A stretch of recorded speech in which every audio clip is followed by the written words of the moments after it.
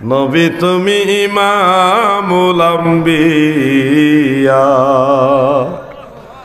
তোমার জন্যই বানায়াছে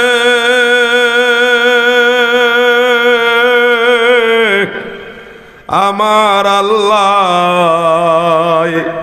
এই সারাটা দুনিয়া গো নবী, নবী তুমি ইমামুল আম্বিয়া। আজকে পবিত্র রজনী, ভাগ্য রজনী, বরাত রজনী। এই পবিত্র রাত্রে আলোচনার শুরুতেই সবাই মিলে একসাথে মহান আল্লাহ তাআলার দরবারে শুকরিয়াতান বলি আলহামদুলিল্লাহ। পরম দয়ালু, মেহেরবান, সর্বশক্তিমান, মহাপরাক্রমশালী, প্রেমময়, দয়াময় আল্লাহ জাল্লা শানুহু আম্মা নওয়ালুহুর রহমতের দুয়ারে আরও শুকরিয়া আদায় করি যে দয়াল আল্লাহ দয়া করে আমাদের মতো নালায়েক, নাচিজ, অধম, অযোগ্যদেরকে তিনার হাবিব নবী সরকার দু জাহা সৈয়দুল মুরসালিন শাফিউল মুজনিবিন রাহমাতুল লিল আলামিন, আমাদের দয়াল নবী, যিনি নবীদেরও নবী, রাসূলদেরও নবী, ফেরেশতাদেরও নবী, আরশ কুরসি লৌহ কলমের নবী, কুল কায়নাতের নবী, আমার আল্লাহ বলেন আমার নবী। সুবহানাল্লাহ। এমন একজন নবীর উম্মত হতে পেরে আপনারা খুশি না বেজার? নবী তুমি ইমামুল আম্বিয়া, তোমার জন্যই বানায়াছে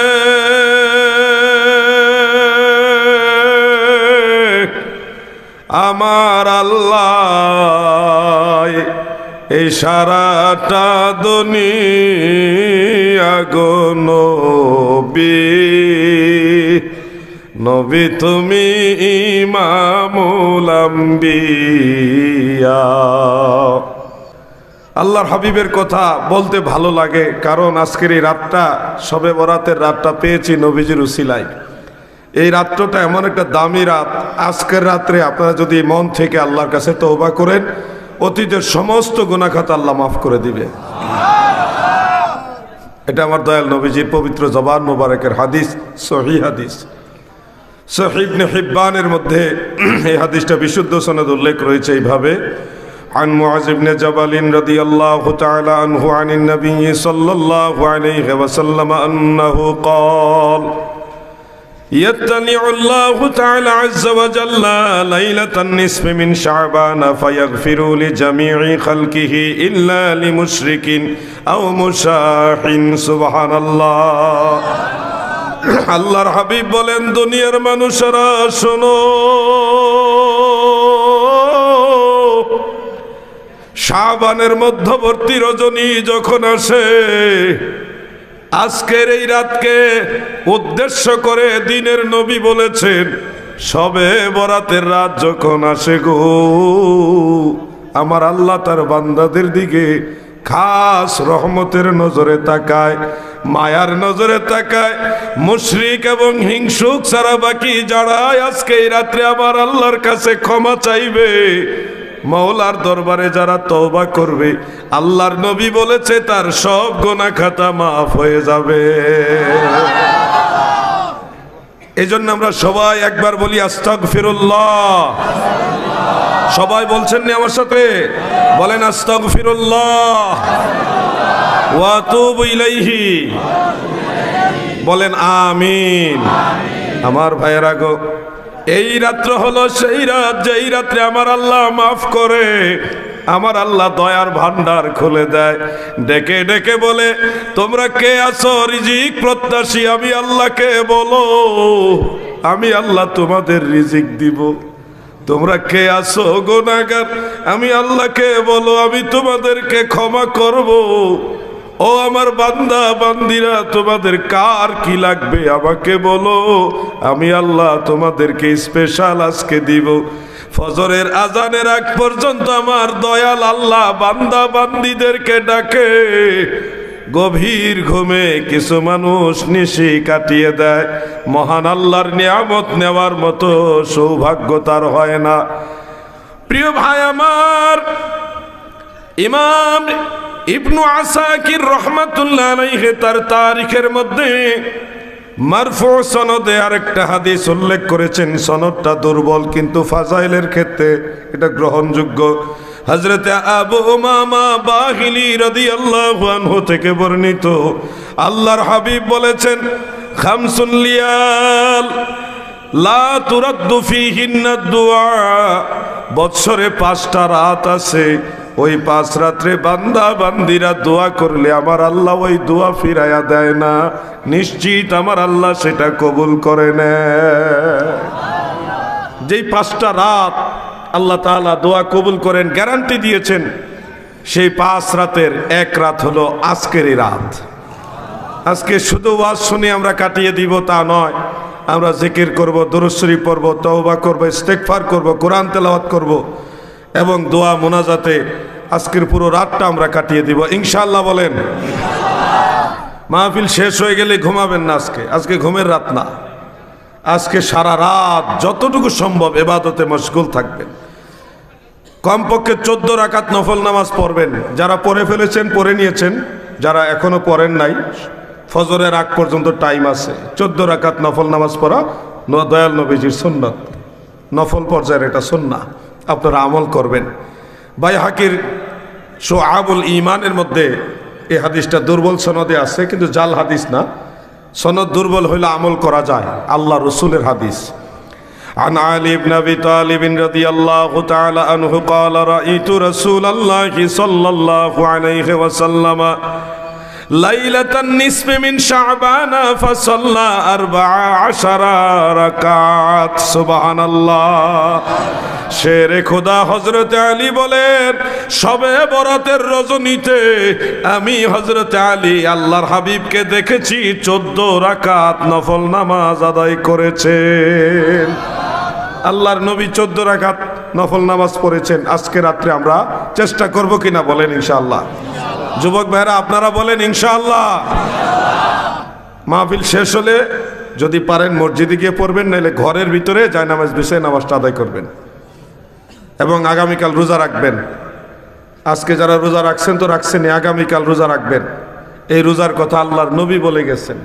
ইবনে মাজাহ শরীফের হাদিস, মুহাদ্দিসিনে কেরাম এই হাদিসটাকে দুর্বল বলেছেন, কিন্তু আমলের বেলায় আদ-দাঈফু ইউমালু বিহি ফিল ফাদাইল বিল ইত্তেফাক, সর্বসম্মতিক্রমে আমলের ক্ষেত্রে, ফাজাইলের ক্ষেত্রে দুর্বল সনদের হাদিস গ্রহণযোগ্য।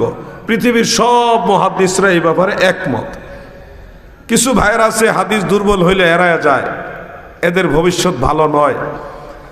আমাদের সমাজে অনেক ধরনের ফিতনা, ধরেন কিছু মানুষ আছে জয়ীফ হাদিস মানতে চায় না, আবার কিছু মানুষ আছে নফল নামাজ পড়তে চায় না, কিছু মানুষ আছে দোয়া মোনাজাত করতে চায় না। এই কমাইতে কমাইতে আরেক দল বাইর হয়েছে, ওরার নাম হলো আহলে কোরআন, এরা রসুলের হাদিসই মানে না। আরেক দলের নাম হলো নাস্তিক, তারা ইসলাম ধর্মই মানে না, আল্লাহ ওই মানে না। তো এই যে এই মানুষগুলি ক্ষতিগ্রস্ত হবে। আমরা আল্লাহ মানবো, আল্লাহ রসুল মানবো, কোরআন মানবো, হাদিস মানবো।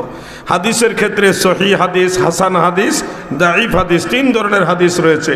আমরা সবকটাই যথাস্থানে মানার চেষ্টা করব। ভাইরে, ফতোয়া দিতে দিতে দিতে দিতে তো জীবন চলে যাচ্ছে, সাদের জীবন তো শেষ হয়ে যাচ্ছে। কত মানুষ এই দুনিয়াতে এসে চলে গেল, আমরাও চলে যাব। যুবক ভাই, আজকের এই রাতে নির্ধারণ হবে তুমি আগামী 1 বছরে কি করবা। প্রত্যেক ভাই বাবা মা বোনের আগামী 1 বছর আপনার বাৎসরিক যে বাজেট, এটা আজকে রাত্রে নির্ধারণ হবে। আমার জানা মতে 7টা হাদিস আছে এই ব্যাপারে। 5টা হাদিস হলো মারফু, সরাসরি আল্লাহর হাবিবের হাদিস। হযরত আবু হুরায়রা রাদিয়াল্লাহু আনহু, হযরত আয়েশা সিদ্দিকা রাদিয়াল্লাহু তাআলা আনহা সহ অনেক রাবীরা, কোনোটা মুরসাল, কোনোটা মুত্তাসিল, কোনোটা মারফু, কোনোটা মওকুফ, কোনোটা মাকতু, এইভাবে 7টা হাদিস আমি পেয়েছি। কোনো হাদিস শক্তিশালী সনদ, কোনোটা দুর্বল সনদ, কোনোটা হাসান সনদ, বিভিন্ন সনদের হাদিস অনেকগুলো একসাথে করে পবিত্র কোরআনুল কারীমের সেই আয়াত সূরা দুখানের মধ্যে রয়েছে, ফিহা ইউফরাকু কুল্লু আমরিন হাকিম। এই আয়াতের তাফসীর করতে গিয়ে মুফাসসিরিনে কেরাম বলেছেন, লাইলাতুন নিসফি মিন শাবান যখন আসে, শবে বরাত রজনী যখন আসে গো আমার আল্লাহ তার বান্দা বান্দীদের আগামী 1 বছরে কারা কারা মারা যাবে, কারা কারা নতুন করে জন্ম হবে, এবং আগামী 1 বছরের মধ্যে কারা বিয়ে শাদী করবেন, কাদের সন্তানাদি জন্ম হবে, কার কতটুকু রিজিক হবে, ব্যবসা বাণিজ্য কিরকম হবে, কামাই রোজগার কিরকম হবে, পুরো 1 বছরের বাজেট আমার দয়াল আল্লাহ শবে বরাতে নির্ধারণ করে। এই জন্যে আজকের রাতটা বড় গুরুত্বপূর্ণ রাত। এই রাত্রে যত পারো দোয়া করো, যত পারো মাওলাকে স্মরণ করো, যেন আল্লাহ তাআলা সামনের দিনগুলি আল্লাহর রহমত দ্বারা ভরপুর করে দেয়। বলেন আমিন। চাপান লাগবো না, আপনারা বদদুয়া দিয়েন না, হুজুরে বলছে, নাইলে আমি আপনাদের কষ্ট দিতাম না। আপনারা দয়া করে যদি সামান্য সামান্য একটু সামনের দিকে চাপেন, আরও 10টা ভাই বসার জায়গা পাবে। আরেকজন ভাইকে বসার জায়গা করে দেন, আল্লাহ আপনাদেরকে জান্নাতে জায়গা করে দিবেন, নিয়ত রাখেন ইনশাআল্লাহ। একটু সামনের দিকে আগে আসেন, যারা দাঁড়িয়ে আছেন বসে যান। আজকে বরাত, শবে বরাতের রাত, এই রাতটা একটা গুরুত্বপূর্ণ রাত। আমরা বেশি ওয়াজ দিয়ে আপনাদের কষ্ট দিব না, কারণ রাত্রে ইবাদত বন্দিগের একটা ব্যাপার আছে। অল্প সময় আলোচনা করে আপনাদের ছেড়ে দিব। এই সময়টা আদবের সাথে যেখানে জায়গা পান ওখানেই বসে যান, জিকির করি আল্লাহ আল্লাহ আল্লাহ আল্লাহ আল্লাহ আল্লাহ আল্লাহ আল্লাহ আল্লাহ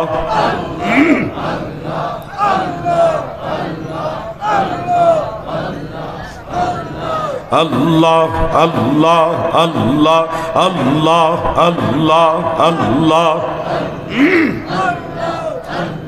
সাদের জীবন বিফলে গো, সোনার জীবন বিফলে, ও নবী আপনাই না পাইলে।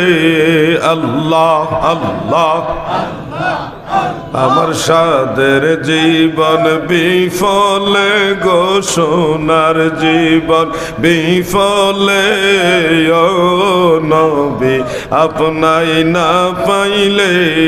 আল্লাহ আল্লাহ আল্লাহ আল্লাহ আল্লাহ আল্লাহ। কোরআনে শুনেছি আমি গুনাহগারের বান্ধব তুমি, ও আল্লাহ আল্লাহ। হাদিসে শুনেছি আমি গুনাহগারের বান্ধব তুমি, ও আল্লাহ আল্লাহ আল্লাহ। পিলায় কাউসারের পানি ময়দানে হাসরে, ও নবী আপনাই না পাইলে। আল্লাহ আল্লাহ আল্লাহ আল্লাহ। সাদের জীবন বিফলে গো, সোনার জীবন বিফলে, ও নবী আপনাই না পাইলে। আল্লাহ আল্লাহ আল্লাহ আল্লাহ আল্লাহ আল্লাহ আল্লাহ আল্লাহ আল্লাহ।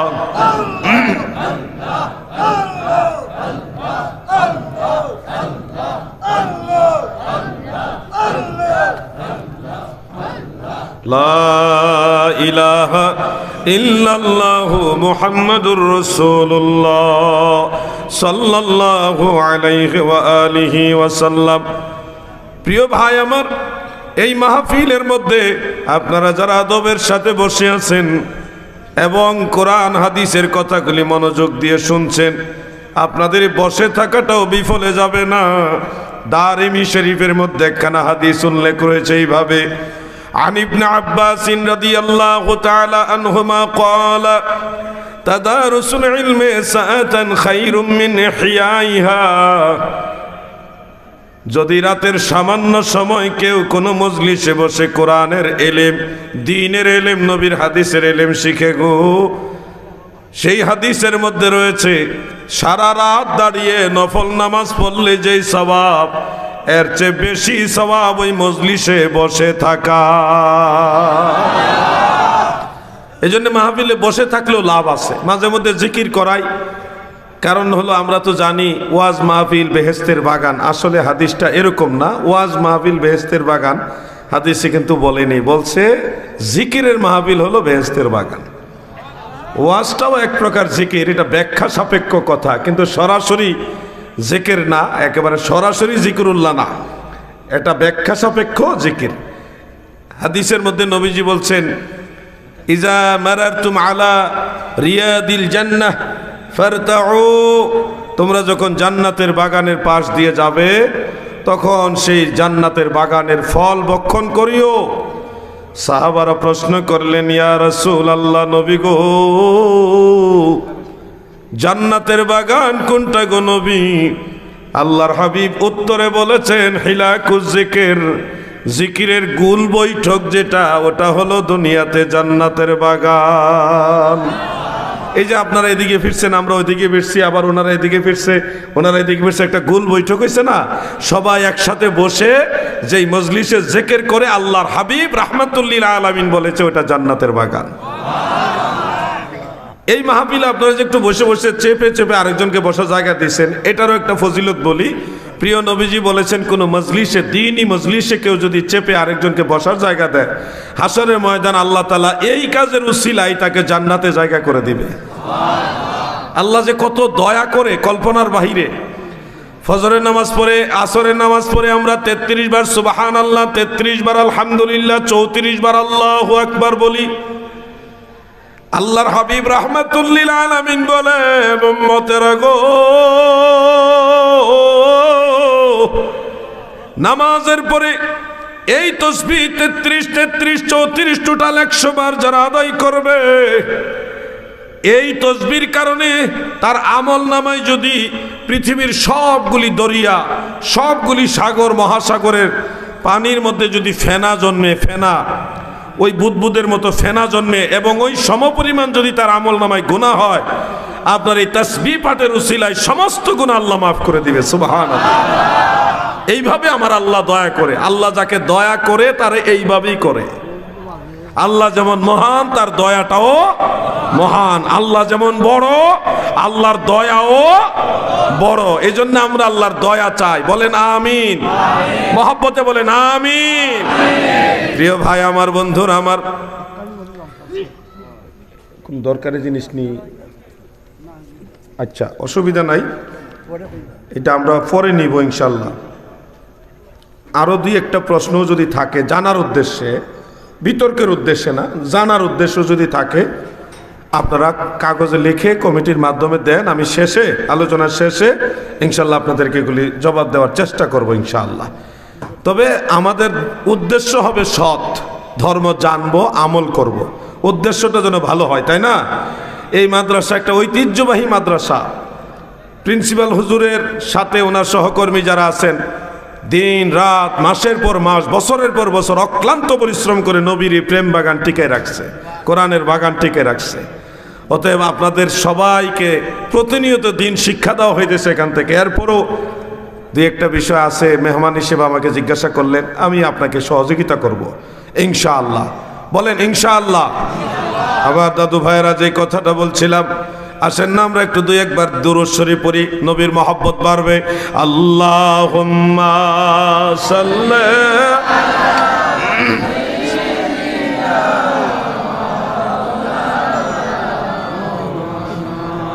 ওয়া আলা আলি সাইয়্যিদিনা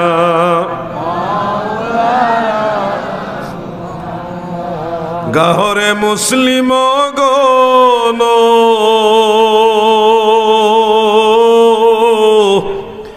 নবী গুণ গাওরে, পরাণ ভরিয়া সবে সাল্লে আলা গাওরে। আল্লাহুম্মা সাল্লে, মারহাবা।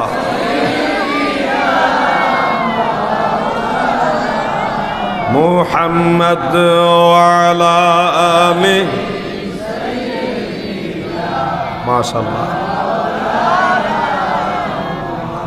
আমার দাদু ভাইয়েরা, আমি জানি না আপনারা কবর জিয়ারত করেছেন কিনা।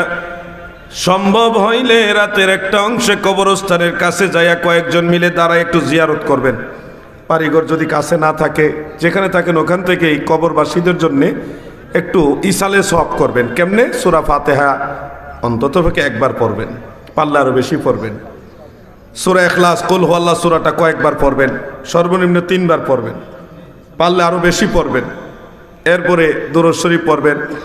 অন্য কোনো বিশেষ সূরা কেরাত জানা থাকলে এগুলি পরে 2টা হাত উঠাই আল্লাহর কাছে বলবেন আজকে রাত্রে, আল্লাহ, আমার মা, আমার বাবা, আমার দাদা দাদি তারা দুনিয়াতে নাই, ওই গহীন কবরে একা একা শুয়ে আছে। মোনাজাতে বাংলাতে বলবেন, সিলেটি ভাষায় বলবেন, আপনার মায়ের ভাষায় বলবেন, আল্লাহ গো, আমি এটুকু পড়লাম, এটার হাদিয়া সওয়াব যেটা আপনি দয়া করে দিচ্ছেন বহু গুণে বাড়াইয়া আমার মা বাবা, দাদা দাদি, নানা নানি, ভাই বোন তাদের রুহে পৌঁছায় দেন। এটুকু কথা বলতে পারবেন না? পারবেন তো ইনশাল্লাহ? পারবেন না? এরপরে আল্লাহর কাছে একটু দাবি করবেন। কি দাবি? যে আল্লাহ, আপনি দয়া করে তাদের কবরের আযাব মাফ করে দেন। এটুকু পারবেন না বলতে? বিশ্বাস রাখবেন, বিশ্বাস রাখবেন যে আপনার এই ছোট্ট একটা দোয়া নিশ্চিত আজকে কবুল হবে, 100% শিওর আজকে কবুল হবে। এবং আপনার এই দোয়া যদি আল্লাহর ওয়াস্তে, আল্লাহর সন্তুষ্টির জন্য করেন, মা বাবা, ময় মুরব্বির জন্য, এই দোয়ার বরকতে তাদের কবরের আযাব মাফ হবে ইনশাআল্লাহ। এটুকু দোয়া ইনশাআল্লাহ করার চেষ্টা করবেন কিনা বলেন? সবাই চেষ্টা করবেন। কবরস্থানে যদি সম্ভব হয় যে করবেন, আর যদি নাও যেতে পারেন দূরে থেকে হইলো এইটুকু আমল ঘরের থেকে হইলো করার চেষ্টা করবেন, তাদেরকে স্মরণ করেন। আপনি দেখেন না, এই দুনিয়াতে কত মানুষ আসছে, সবাইকে তো আমরা চিনি না। আমি আমার পূর্বপুরুষকেই তো সবাইকে চিনি না, আপনিও চিনেন না।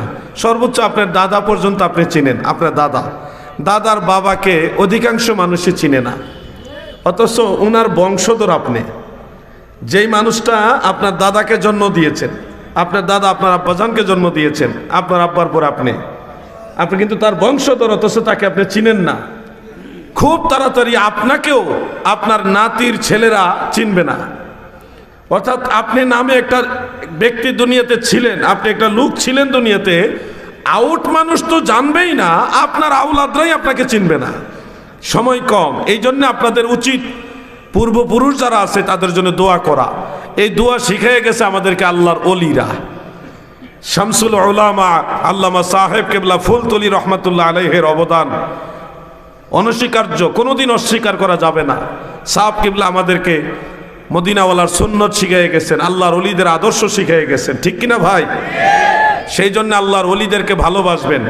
আমরা তো বলি, ওলি আল্লাহর বাংলাদেশ, শহীদ গাজীর বাংলাদেশ, শাহজালালের বাংলাদেশ, শাহপরানের বাংলাদেশ, রহম করুন আল্লাহ, রহম করুন আল্লাহ।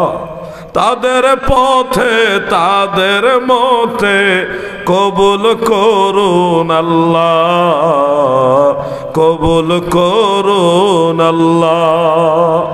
আমিন বলেন। আমার ভাইয়েরা গো, এই সবে বরাত নিয়ে যদিও কিছু কিছু মানুষ নেগেটিভ বক্তব্য দেয়, তারা বোঝে না। আশা করি আল্লাহ তাআলা তাদেরকে অচিরে ভালো বুঝ দান করবে। ভালো সংবাদ হলো, গত কয়েক বছরে যারা শবে বরাতের বিরুদ্ধে বক্তব্য দিয়েছে, এই বছরে তারা অনেকে চুপচাপ আছে, শবে বরাতের তেমন একটা বিরোধিতা করে নাই। তার মানে বোঝা যাচ্ছে দেরিতে হইলেও তারা স্টাডি করেছে, জেনেছে যে শবে বরাত নামে একটা জিনিস আছে। না জানলেও এখন জানছে। আমরা চাই সবাই জানুক। এইবার শবে বরাতে নামাজির সংখ্যা বেশি, এইবার শবে বরাতে রোজাদারের সংখ্যাও বাড়ছে, এইবার হালুয়া রুটিও বাড়ছে। আপনারা কি বেজার নেই? হালুয়া রুটি এটা একটা বাংলাদেশি কালচার, অন্য দেশে অন্য খাবারের কালচার আছে। তো এই ধরনের জিনিস প্রচলন হওয়া ইসলামের নিষেধ না, এটা খাবার, উত্তম কাজের অন্তর্ভুক্ত। আল্লাহর রসুল যে হালুয়া রুটি পছন্দ করতেন, এটা জানা আসেনি আপনাদের? সহিহ বুখারীর হাদিস এটা। আল্লাহর নবী হালুয়া রুটি পছন্দ করতেন, সহিহ বুখারীতে উল্লেখ আছে এটা। এই জন্য বাংলাদেশের মানুষ এই হালুয়া রুটি শিখছে তো পীর আউলিয়ার কাছ থেকে। পীর আউলিয়ারা কোন দেশ থেকে আসছে? আরব দেশ থেকে আসছে। হযরতে শাহজালাল সিলেটি নাকি ইয়ামানি, তাই না? শাহজালাল ইয়ামানি, হযরতে শাহপরান ইয়ামান মানে আরব দেশ। সিপাহ সালার সৈয়দ নাসির উদ্দিন আল মাদানি, মদিনা শরীফের লোকনি। সৈয়দ শাহ মুস্তফা বাগদাদি, বাগদাদের লোকনি। ওনারা তো আরব দেশ থেকে আসছে। ওনাদের পরবর্তীতে পীর মাশায়েখরা, ওনাদের উত্তরাধিকার যারা, তারা আমাদেরকে হালুয়া রুটি এটা শিখাইছে, কারণ তারা জানে হালুয়া রুটি আমার দয়াল নবী পছন্দ করতেন। প্রিয় ভাই আমার, বন্ধুরা আমার, শবে বরাতে যদি হালুয়া রুটি কারো পছন্দ না হয়, আপনারা বিরিয়ানি রান্না করবেন, খিচুড়ি রান্না করবেন, তারপরে এক ভাই আরেক ভাইকে দিবেন। এটা উত্তম প্রচলন, সুন্নতে হাসানা। দয়াল নবীজি বলেছেন, মান সান্না ফিল ইসলামে সুন্নাতান হাসানা কানা লাহু আজরুহা ইলা আখিরিল হাদিস। ইসলাম ধর্মে ভালো কোনো রীতি, কোনো রেওয়াজ যদি কেউ প্রচলন করে, ইহার জন্য তার উত্তম প্রতিদান রয়েছে, সওয়াব রয়েছে। যেই কাজটা উত্তম কাজের অন্তর্ভুক্ত, এটা হলো সওয়াবের কাজ। যেমন ইফতারের সময় আপনারা ছোলা, মুড়ি, বুট, হ্যাঁ, তারপরে পেঁয়াজু, আলুর চপ, বেগুনি, এগুলি খান কিনা? আওয়াজে মনে হয় খান না আপনারা। এগুলি আবার সৌদি আরবে চলে না। সৌদি আরবের মানুষের ইফতারের কালচার আরেকটা। আবার যাবেন মিশরে, ওখানে ইফতারের কালচার হলো আরেকটা। প্রত্যেকটা দেশের আলাদা আলাদা পছন্দের খাবার আছে, যেগুলি তারা ইফতারের সময় খায়। মূল সুন্নাহ হলো খেজুর, পানি, দুধ, এগুলো। কিন্তু ওগুলোর পাশাপাশিও প্রত্যেক দেশের মানুষের আলাদা আলাদা একটা খাদ্যাভ্যাস, অভ্যাসজনিত কারণে মানুষের খাবারের একটা পছন্দের কিছু ভিন্নতা আছে। এই যে ছোলা, মুড়ি, বুট বা আলুর চপ, পেঁয়াজু, বেগুনি, আমরা এগুলি খাই ইফতারের সময়, এগুলি সুন্নত না। আল্লাহর নবী অথবা সাহাবাই কারামের সুন্নত না হলেও ওই সহিহ মুসলিমের হাদিস অনুযায়ী এগুলি সুন্নতে হাসানা, ভালো কাজের অন্তর্ভুক্ত। এগুলি নিষেধ করা যাবে না। আপনি এই ধরনের জিনিস হালাল, যেহেতু জিনিসটা হালাল, আপনি খাইবেন, মানুষকে খাওয়াবেন, অবশ্যই এখানে সওয়াব আছে। ঠিক তেমনিভাবে শবে বরাতে হালুয়া রুটি অথবা বিরিয়ানি অথবা খিচুড়ি অথবা যে কোনো পছন্দসই খাদ্য যেটা হালাল, এই ধরনের খাবারের প্রচলন যদি আপনারা করেন, নিজেরা খান, আরেকজনকে খাইতে দেন, তাহলে অবশ্যই এটার মধ্যে সওয়াব হবে। নিঃসন্দেহে এটা উত্তম কাজের অন্তর্ভুক্ত হবে। আপনারা এটা আমল করবেন। কেউ যদি খাইতে না চায়, তারে দিবেন না। সবার সব কিছু পছন্দ হবে এরকম না। এক এলাকার সবাই এক দলের হয়ে যাবে, তাও না। যদি একটা লোক হালুয়া রুটি দিলে রাগ করে, তাকে বিরিয়ানি, আখনি রান্না করে দিবেন, তাহলে দেখবেন উনি খুশি হয়ে গেছে। তো এইভাবে মিলেমিশে থাকবেন, ঝগড়া করবেন না, ধর্ম নিয়ে বাড়াবাড়ি করবেন না। কোনো বিষয় না বুঝলে আলেমদের নিয়ে সুন্দর সাবলীল ভাষায় আদবের সাথে বসে বুঝবেন, ধর্ম বোঝার চেষ্টা করবেন। ধর্ম এসেছে মানুষকে শান্তি দেওয়ার জন্যে, ধর্ম এসেছে মানুষকে আল্লাহ এবং আল্লাহ রসুল পাইয়ে দিতে, ধর্ম এসেছে মানুষকে জান্নাতে নিতে। ধর্ম মানুষকে মারতে শিখায় না। হ্যাঁ, ধর্মের উপরে অ্যাটাক হইলে তখন আত্মরক্ষা করতে হবে, ওইটা সময় বলে দিবে আপনাদের কি করা উচিত। কিন্তু ওই জায়গা যাওয়ার আগ পর্যন্ত আপনাকে সর্বোচ্চ চেষ্টা করতে হবে মানুষকে ভালোবাসার। ভালোবাসা দিয়ে বিশ্ব জয় করা যায়, যায় কিনা ভাই? এই যে মৌলভীবাজার একজন আল্লাহর ওলি আছে, সৈয়দ শাহ মুস্তফা বাগদাদি রহমতুল্লাহ আলাইহে, তিনি আউলাদে রসুল, নবীর বংশধর হজরতে শাহজালাল রহমতুল্লাহ আলাইহের সাথে এসেছিলেন। এক পর্যায়ে তিনি মৌলভীবাজারে ঈমানের দাওয়াত, ইসলামের দাওয়াত দিচ্ছেন, কিন্তু ওনার বিরুদ্ধে দাঁড়িয়ে গেল বিধর্মীরা, ওনাকে মেরে ফেলবেন এমন অবস্থা গেছে। তখন তিনি একটা বাঘ পাশ দিয়ে জঙ্গলার মধ্যে যাচ্ছিল, তাকে ডাক দিলেন, তুমি এদিকে আসো। আল্লাহর ওলি ডাকের সাথে বাঘ আসলো। অলৌকিক বিষয়। আপনারা যারা আধুনিক যুগের মানুষ, বেশি বৈজ্ঞানিক, আপনারা এগুলি বিশ্বাস করতে কষ্ট হবে, কিন্তু এটা সত্য হয়েছে। আল্লাহর ওলি বাঘকে ডাক দিয়েছে, সে বাঘ এসে গেছে। জঙ্গলের পাশে অজগর সাপ ছিল, লম্বা সাপ। সেই সাপ ডাক দিলেন, সাপ আসলো। আসার পরে তিনি সাপকে চাবুক বানাইয়া বাঘের উপরে লাফ দিয়ে উঠলেন। উঠে শের সাওয়ার চাবুক মার ওনার উপাধি হয়ে গেল। বাঘের উপর উঠে সাপ দিয়ে যখন চাবুক নিয়ে ভাবে ঘোরাচ্ছে, বিধর্মীর এই দৃশ্য দেখে ভীত সন্ত্রস্ত হয়ে গেছে, প্রকম্পিত হয়ে গেছে। তারা ভয়ে রাস্তা ছেড়ে দিল। এমনকি তিনারা দেখলেন যে এইরকম শক্তির অধিকারী, যার কথা জংলার বাঘ শুনে, যার হাতের মুঠোয় জংলার সে হিংস্র সাপ চাবুক হিসেবে ব্যবহৃত হয়, এই লোক যদি ভালো লোক না হয়, এই লোক যদি আল্লাহওয়ালা না হয়, আল্লাহর ওলি না হয়, তাহলে আর কে হবে? তখন বিধর্মীরা এই দৃশ্য দেখে ওনার কাছে কালেমা পড়ে ইমানদার হয়ে গেছে।